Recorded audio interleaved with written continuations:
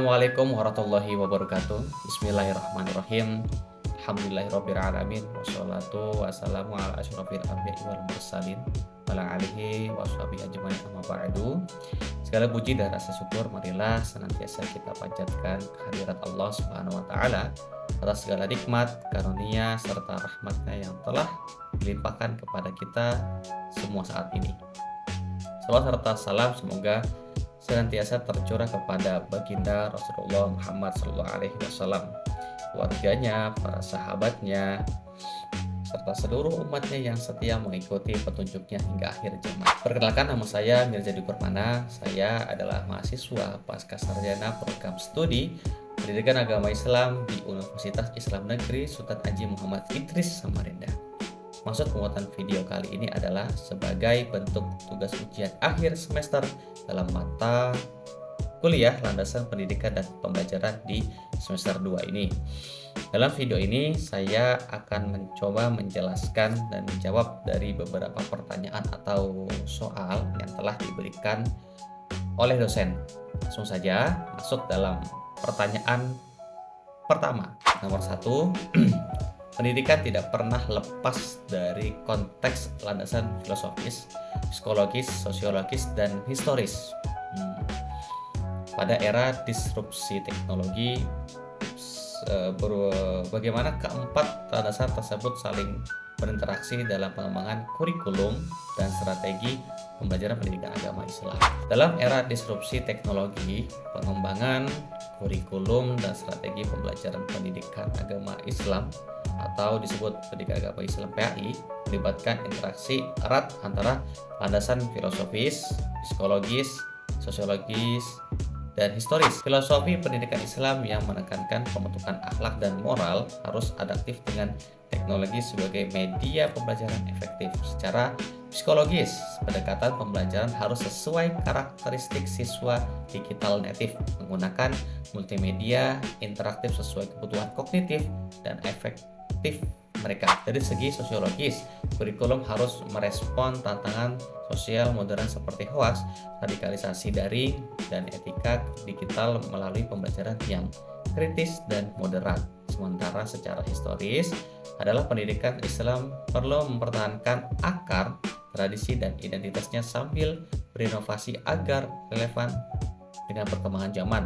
Integrasi keempat landasan tersebut memastikan PAI tetap efektif, adaptif, dan relevan di tengah perubahan teknologi. Selanjutnya, pertanyaan kedua, jelaskan masing-masing jenis landasan dari filosofis, psikologis, sosiologis, dan historis pendidikan dalam perspektif Islam. Dalam perspektif Islam, pendidikan didasarkan pada 4 landasan utama.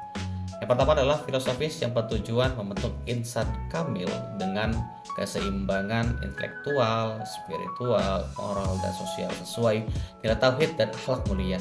Yang kedua, psikologis yang menyesuaikan metode pembelajaran dengan perkembangan fitrah manusia, meliputi akal, kalbu, dan jiwa. Yang ketiga adalah sosiologis yang menyiapkan individu agar mampu hidup harmonis dengan mengedepankan solidaritas, toleransi, dan kerjasama dalam masyarakat. Dan terakhir, historis yaitu yang mengacu pada tradisi panjang pendidikan Islam sejak masa Rasulullah hingga institusi seperti pesantren yang terus beradaptasi namun mempertahankan identitas keislaman. Keempat landasan ini saling terintegrasi membentuk sistem pendidikan Islam yang kokoh dan relevan menghadapi pastinya tantangan zaman.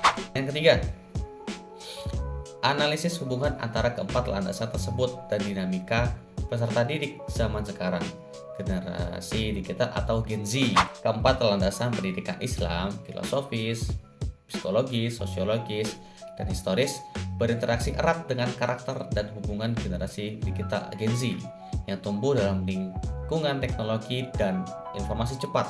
Secara filosofis dan nilai Islam harus dijaga sebagai pijakan moral nih, agar Gen Z tidak terpengaruh nilai sekuler atau nihilistik di dunia digital pastinya. Psikologisnya, pembelajaran perlu disesuaikan dengan gaya belajar Gen Z yang visual, interaktif, dan cepat agar potensi kognitif dan emosional mereka optimal. Dari sisi sosiologis selanjutnya, pendidikan harus menanamkan toleransi, empati, dan kerjasama agar mereka mampu hidup harmonis dalam masyarakat plural dan global. Sedangkan secara historis, penting nih menghubungkan mereka dengan tradisi pendidikan Islam agar tetap memahami identitas keislaman sekaligus mampu beradaptasi dengan perubahan zaman. Integrasi keempat landasan ini penting untuk mencetak generasi muslim yang beriman, cerdas, adaptif, dan berkarakter kuat di era digital pastinya. Masuk ke pertanyaan keempat, berikan contoh studi kasus atau contoh nyata dari praktik pembelajaran PAI yang berhasil menerapkan keempat landasan tersebut secara terpadu. Pesantren modern seperti Gontor menjadi contoh sukses pembelajaran pendidikan agama Islam yang mengintegrasikan keempat landasan utama, yaitu adalah filosofis dengan pemahaman nilai tauhid dan akhlak mulia, psikologis melalui pendekatan pembinaan karakter yang sesuai perkembangan santrinya, sosiologis dengan membangun komunitas yang menumbuhkan solidaritas dan toleransi pastinya antar beragama latar belakang, serta yang terakhir historis dengan mempertahankan tradisi pesantren klasik sekaligus mengadaptasi kurikulum modern. Integrasi ini menghasilkan pembelajaran PAI yang efektif dalam membentuk pribadi muslim yang berkarakter seimbang dan siap menghadapi tantangan zaman.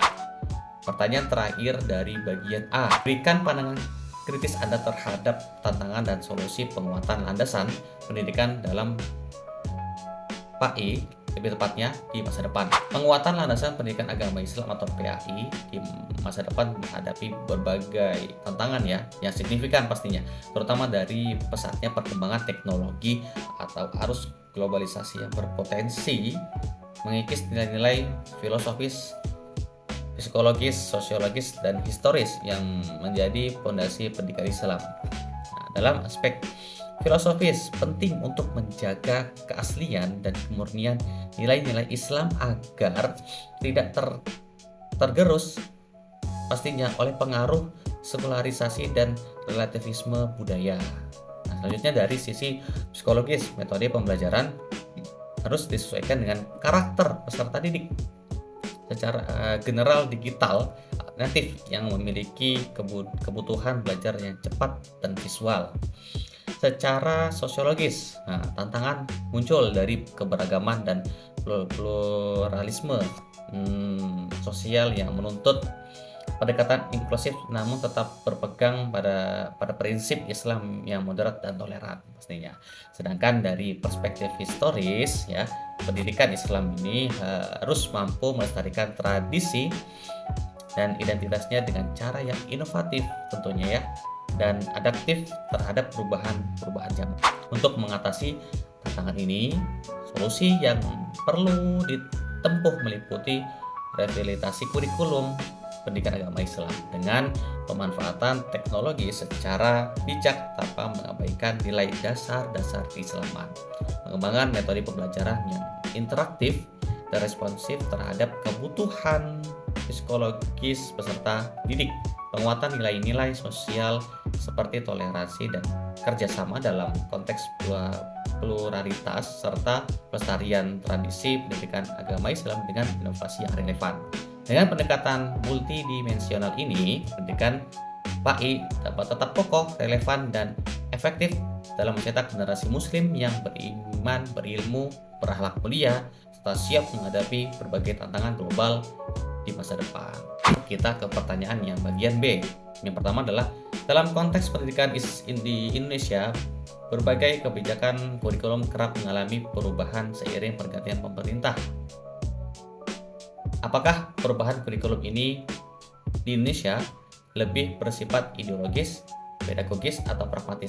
Perubahan kurikulum di Indonesia cenderung merupakan perpaduan antara aspek ideologis, pedagogis, dan pragmatis tentunya.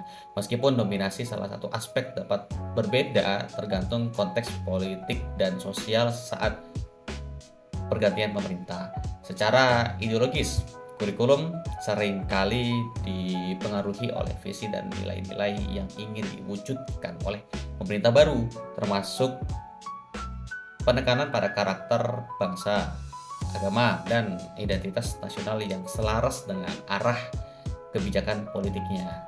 Dari segi pedagogis, perubahan kurikulum juga diarahkan untuk memperbaiki kualitas pembelajaran dengan mengadopsi pendekatan dan metode yang dianggap lebih pastinya efektif, relevan, dan sesuai perkembangan ilmu pengetahuan serta kebutuhan peserta didik di masa kini. Namun, ada aspek pragmatif juga tidak kalah penting. Karena kurikulum seringkali harus disesuaikan dengan kondisi nyata di lapangan, ketersediaan sumber daya, kesiapan guru, dan tuntutan globalisasi yang menuntut fleksibilitas agar sistem pendidikan tetap berjalan efektif dan adaptif nih. Dengan demikian, perubahan kurikulum di Indonesia merupakan hasil interaksi kompleks ketiga aspek tersebut yang dipengaruhi oleh dinamika politik, kebutuhan pendidikan, dan kondisi praktis di lapangan. Pertanyaan di bagian B yang kedua adalah bagaimana seharusnya landasan digunakan kebijakan agar kebijakan kurikulum tidak bersifat reaktif dan instan. Agar kebijakan kurikulum tidak reaktif dan instan, landasan filosofis, psikologis, sosiologis, dan historis harus menjadi pijakan yang kuat dan terpadu. Filosofis memberikan visi jangka panjang berdasarkan nilai dasar pendidikan. Psikologis menyesuaikan dengan perkembangan dan kebutuhan peserta didik. Selanjutnya ada sosiologis, mengaitkan kurikulum dengan konteks sosial dan budaya masyarakat, serta historis mengingatkan pentingnya melestarikan tradisi dan pengalaman pendidikan sebelumnya. Dengan integrasi keempat landasan ini, kebijakan kurikulum menjadi lebih sistematis, adaptif, dan berkelanjutan, mampu menghadapi tantangan zaman tanpa kehilangan identitas pendidikan. Pertanyaan terakhir di bagian B, tawarkanlah dari Anda sebuah kerangka ideal kebijakan kurikulum yang berkelanjutan.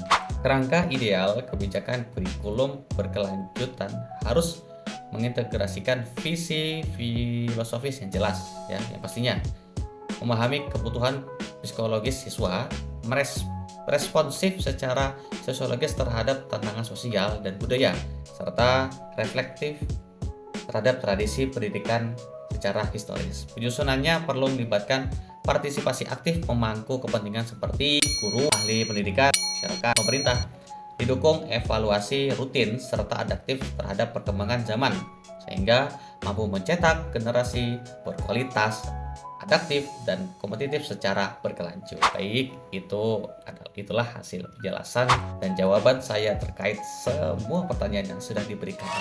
Terima kasih atas perhatian para penyimak di video ini. Mohon maaf apabila terdapat jawaban dan penjelasan yang kurang jelas dikarenakan terbatasnya literasi yang saya miliki saat ini. Sampai jumpa di video-video saya selanjutnya. Akhirul kalam. Wassalamualaikum warahmatullahi wabarakatuh.